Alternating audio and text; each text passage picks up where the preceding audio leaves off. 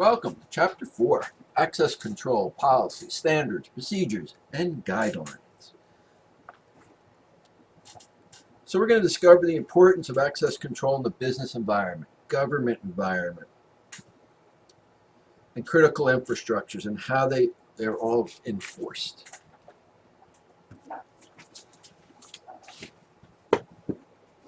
We're also going to discuss what happens when access control fails. Security breaches can have serious implications regarding the loss of profitability to fines, prison time.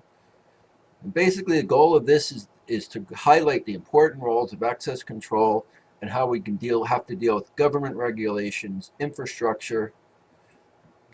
So we're going to explain the major U.S. compliance laws and how they affect us, utilize best business practices to create secure access control systems, understand how access control fits into the overall IT schema, and use examples and case studies. So learning objectives: develop an access control policy framework consisting of best practices and for policies, standards, procedures, and guidelines to mitigate unauthorized access. Key concepts: regulatory laws concerning unauthorized access, organization-wide authorizations, and access control. U.S. compliance laws and regulations. We basically ensure that the organization implements more secure business practices. Secure business practice may help an organization avoid costs associated with security lapses, can enhance customer confidence, adhering to it. Requirements are usually costly and time-consuming. Modern corporations are required to be compliant with various government standards, depending on the industry and organization. Various laws like the Health Insurance and Accountability Act, or HIPAA for the healthcare, or SOX for the public companies, shape the business landscape, requiring organizations. To ensure that organizations implement more secure business practices help organizations avoid the costs associated with security lapses. Another benefit is that security businesses practices can enhance customer confidence. So we're going to look at a whole bunch of different securities from the SOX, Graham, Leach, Bealey, 21 CFR, Children's Internet Policy, North America Electric Liability Council, Family Education Rights, and Healthcare Policies. The Graham-Leach-Bealey Act, Financial Authorization Act of 1990, protects personal financial information held by financial institutions. Otherwise known as the Financial Modernization Act, it's aimed at primary financial services. It covers not only banking but also insurance, securities, brokers, lenders, real estate, settlement, tax preparers, and others.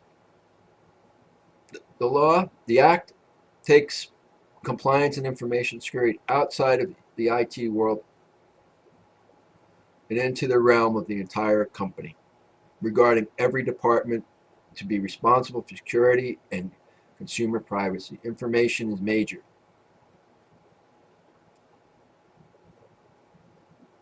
So some requirements: under the Graham-Leach-Bealey Act, policy should never be drafted and finalized in a written format.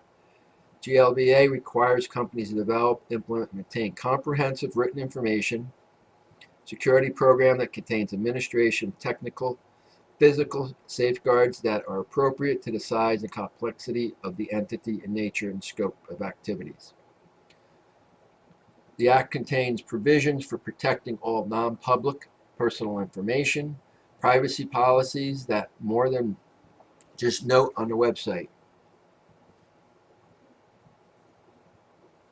One of the GLBA's major components requires companies to have security programs in place that limit access and protects to consumer financial data. The institution must protect against any perceived threats to the security and integrity of consumer information. So access. When discussing the GLBA in terms of access control, the organization should define who can access the data and how long. Any access to the sensitive data must be logged to provide accountability. Data security goes beyond storage and comprehension.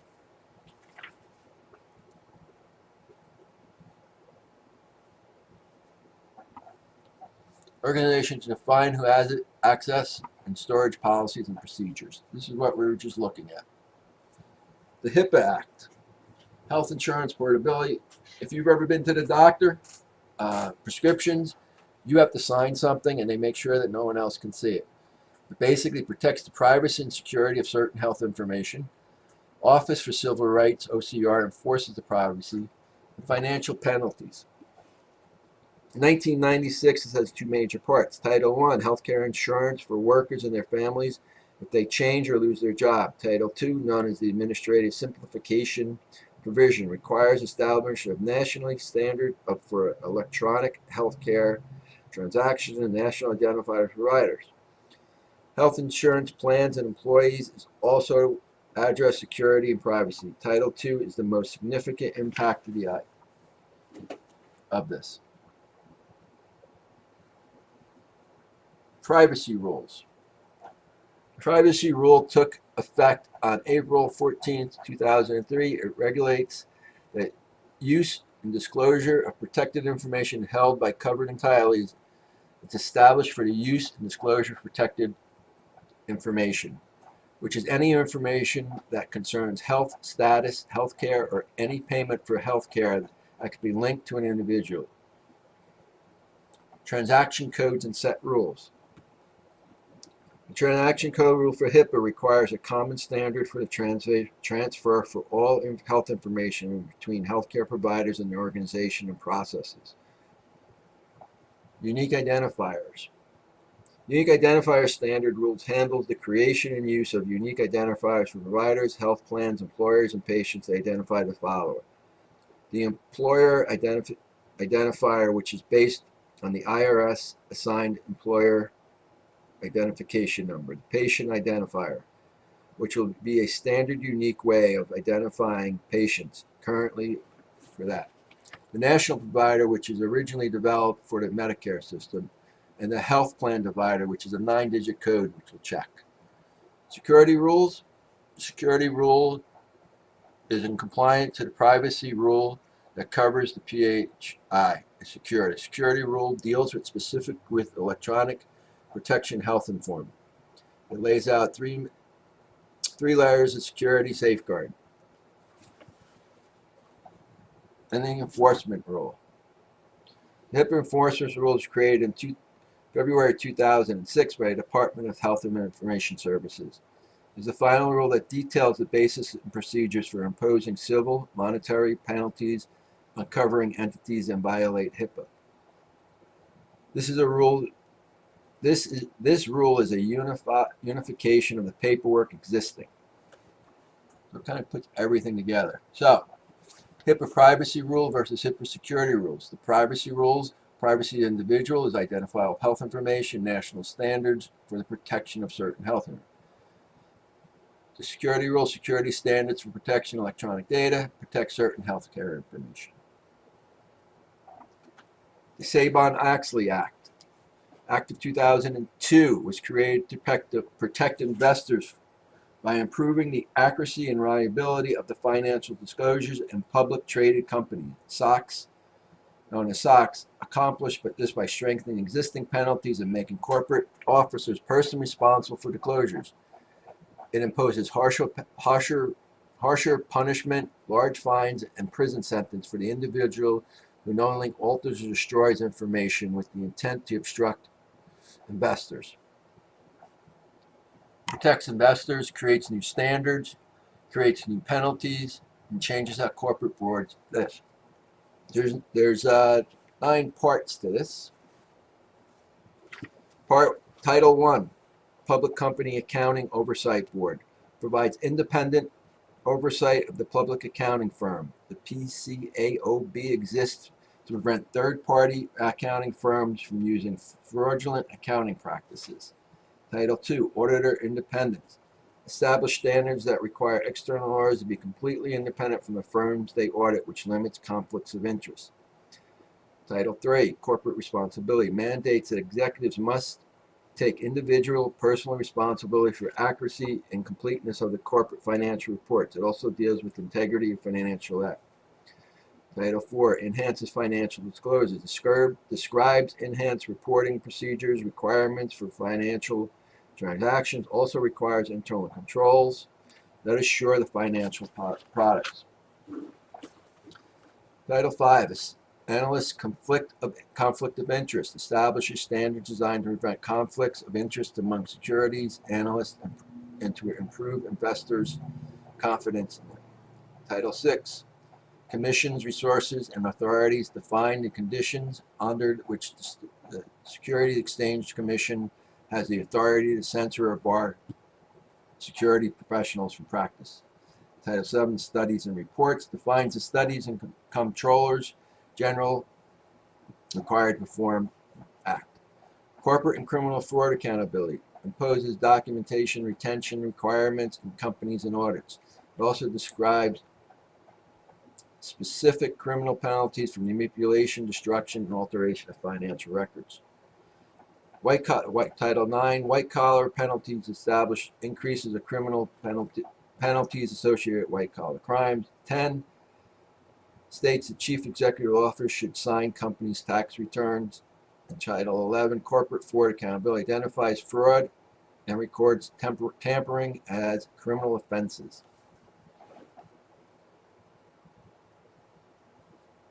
These are the ones that we just covered. Specific financial requires. All financial reports include internal report, auditing.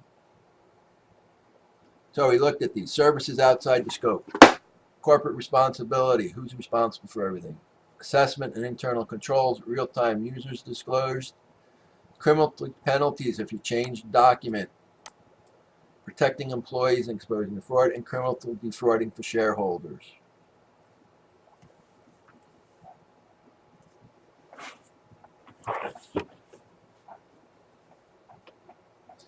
Family education rights and privacy, FERPA, rights to inspect and review, rights to correct records, and parental written guidance. The Family Act was in 1974 as a federal law that protects the privacy and ensures the accuracy of students' education records. Educational institutions required to protect education records by adhering to strict guidelines as set in the Act. Faculty and staff must be familiar with FERPA before they release any students' educational records. This regulation requires physical access controls requiring people to adhere. FERPA establishes a student's right to know the information, location, and purpose of the educational records. Information in the record must be kept confidential unless the student has given permission. They must appear in a form, written documents stored in the student's folders, computer media, microfilm, video, films, photography, anything. The following are exempt: private notes made by faculty or staff, law enforcement records, medical.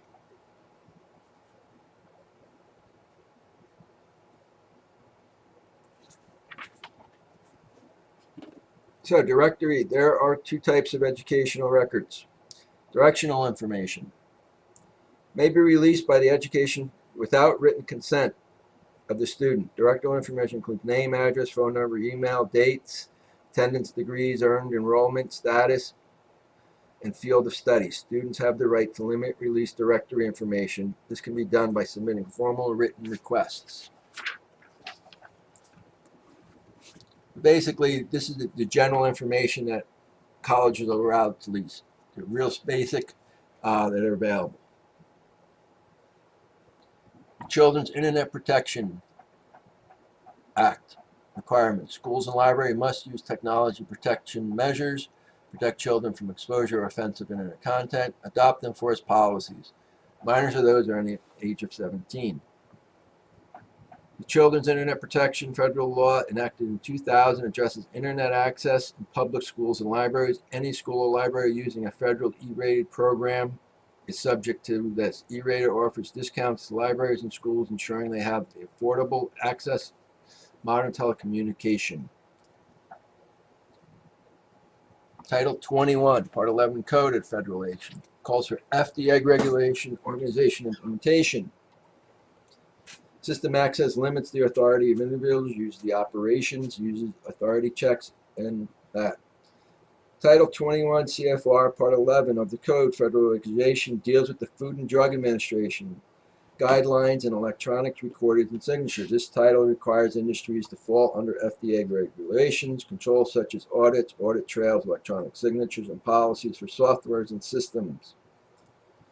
Systems can access limited to authorized individuals. They use operation checks. They use authority checks. They use device checks, appropriate education and task for training, appropriate controls for documentation. It's just basically that. Calls for FDA appropriate education, appropriate controls. The North American Electric Reliability Council handles regulations of energy and utility companies, ensures that North American energy networks are secure, adequate, and reliable, requires physical protection.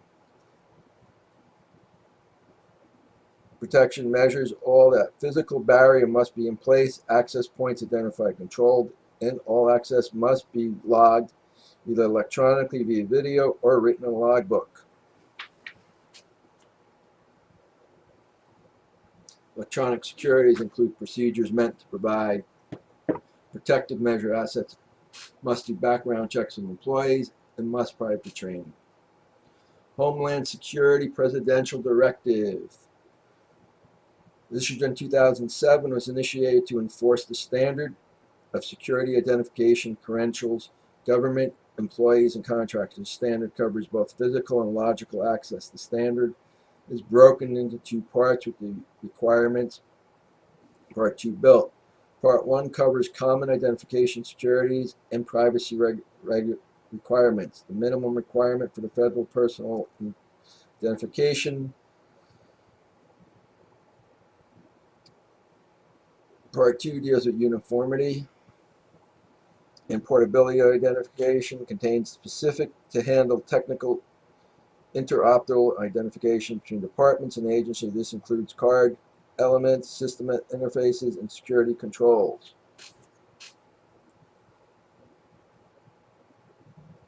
Some access control security policies, best practices.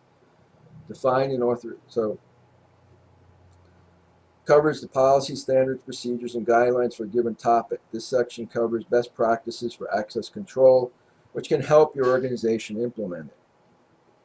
We're going to look at facilities, systems, application, data, and remote access. The public sector.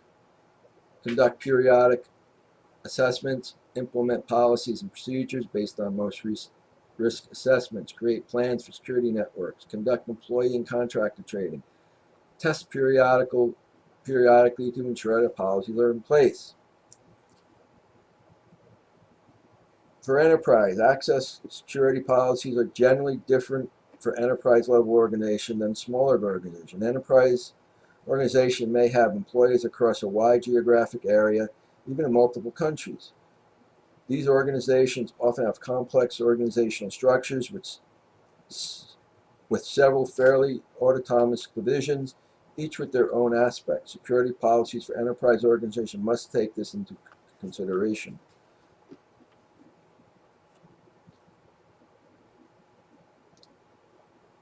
Shortcomings, implement that.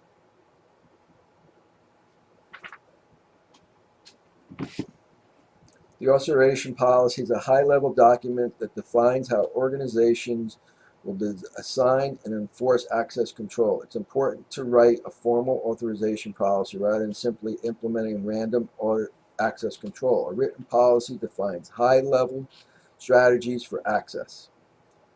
For facilities, securing data centers and other facilities that store sensitive resources is vital, important part of control. You can encrypt and protect database servers that holds customers' records with multiple stage authentications, but what happens if someone physically steals it?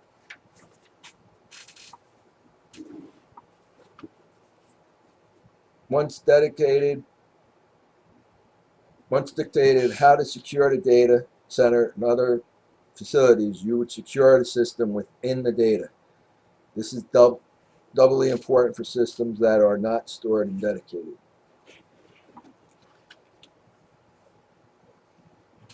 Applications are one of the most common sources of vulnerabilities in any system. They are often designed with functionality in mind, not security.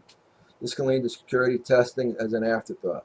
Because you control the practice of various software vendors, your access control policy should include many of the precautions.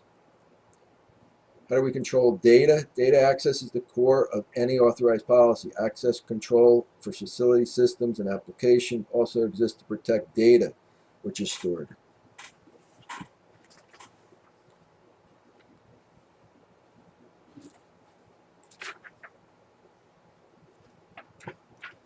Remote access. Providing remote access capabilities can greatly increase employee productivity, but allowing them to do their job whenever they need, from a hotel room to the job site. However, with increased levels of access come new challenges. When every person who connects to the internal network does from a workstation on that network, you don't have to worry about communication being hijacked. However, when employees gain remote access, there are other issues that have arise. The use of VPNs helps prevent this. In the public sector, the use of best practices is often required. In the case of access control, the best practices are essential to the organization information. Conduct periodic assessments, ensure that security activities and resources address the highest priorities. Implement policies and procedures on that. Create plans for security of network. Conduct employee and contractor training. Test periodically.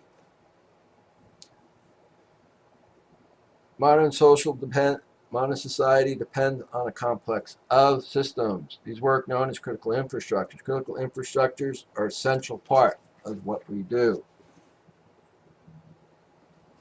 Critical infrastructures. Supervise and control data acquisition process systems, systems monitoring and control, water, waste, and control, among other industries. Risk.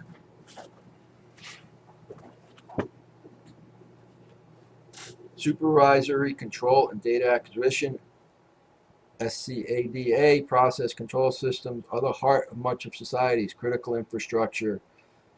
The systems must monitor, control telecommunications, water, waste, energy, and everything that runs the system. Protecting the infrastructure. We have to install antivirus, anti-intrusion. We have to have policies in place that allow us to have what's going on. We have to have firewalls, system applications, and websites.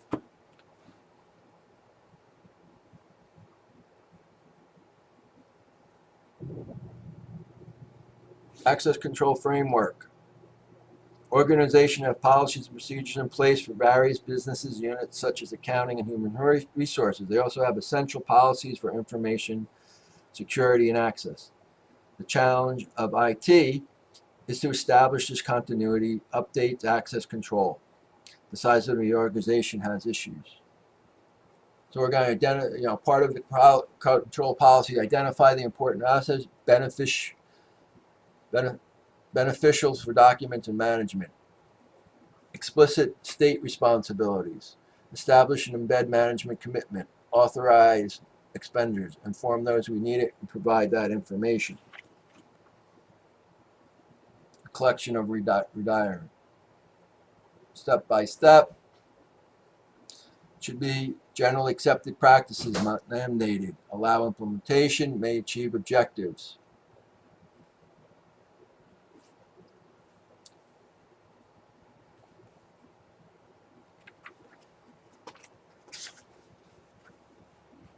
Acceptable user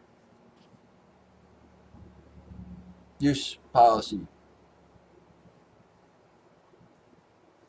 Password policy. These are the different policies we should have in place.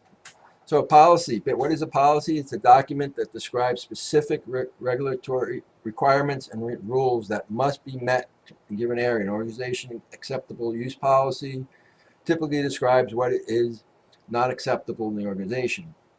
The standard is a collection of requirements that must be met by everyone who performs a given task or works in a specific system. An organization might have standards that describe the specific test and must be performed before the test. Some guidelines. Guidelines is a set of suggestions and best practices for meeting standards and policies. An organization might have strong password guidelines that describe the use of non-pneumatic devices, and passphrases for creating that. Procedures. The procedures are set a specific setup to taken to achieve the desired results. Specific policy needed for access control organization, but in general organizations. So the acceptable use policy describes what tasks can and cannot be performed by using the organization computing. Password policies describes the organization's requirement for strong password creation and maintenance. Account management policies describes how new accounts can be created and secure. Remote access defines standards for connecting an organization networks.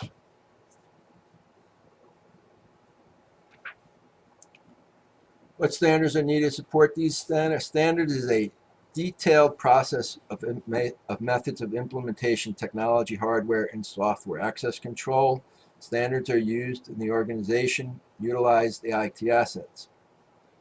User account standards describes the various types of accounts on specific systems and networks.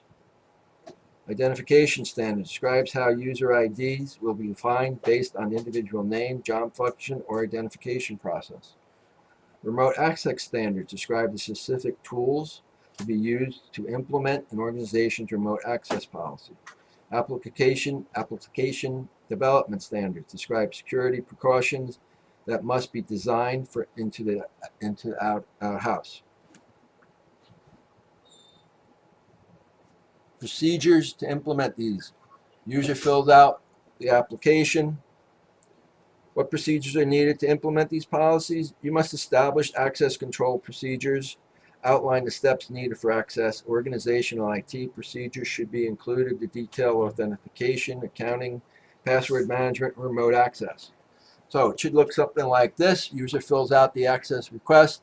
IT receives it, passes along to correct authority. The form is reviewed and authorization granted. IT implements that access right. After sign-off, IT files the request. Department heads and managers should review the access control periodically to make sure if someone doesn't need to be on there, it should be taken off. User account should be disabled 30 days after inactivity. Individuals should periodically review access control policies, standards, and procedures, and guidelines. Individuals should not store critical information in their email account. Users should not write down their password and put them in any place.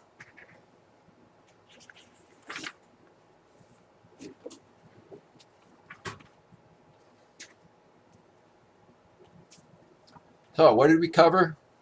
Basically the laws, regulatory laws concerning unauthorized assets, organization-wide authorization, and how do we go about accessing all these different things. There are the three major topics that we covered in Chapter 4.